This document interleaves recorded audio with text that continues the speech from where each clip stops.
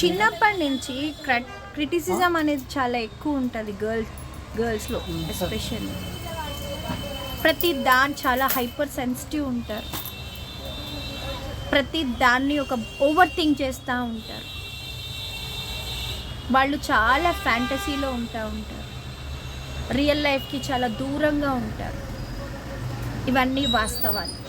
చాలా సెన్సిటివ్ ఉంటారు, చాలా అందుకే అమ్మాయిని ఎప్పుడు ఒక సున్నితమైన పువ్వుతోనే కంపేర్ చేస్తారు, కానీ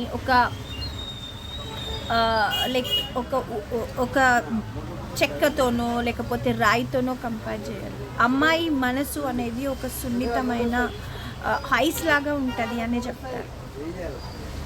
కాబట్టి బికాస్ ఆఫ్ దాట్ వాళ్ళ ఎక్స్పెక్టేషన్స్కి ఏదైనా కూడా రీచ్ కాకుండా ఉంటే దే అండర్వెంట్ టు ఒకలాంటి సైకాలజికల్ డిప్రెషన్లో వెళ్తారు.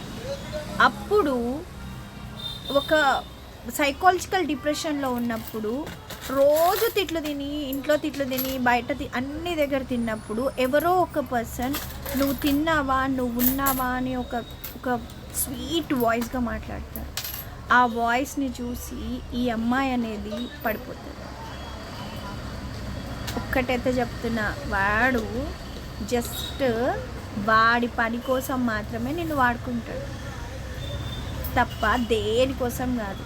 జస్ట్ నువ్వు వాడికి నీడున్నంత వరకే నువ్వు యూజ్ అవుతావు. నీడ్ అయిపోయింది అన్న తర్వాత నీ ముఖం కూడా వాడు చూడడు. ఎందుకు చెప్తున్నా అంటే చాలామంది ఇప్పుడు ఫేస్ చేసే మెయిన్ ప్రాబ్లమే ఇది.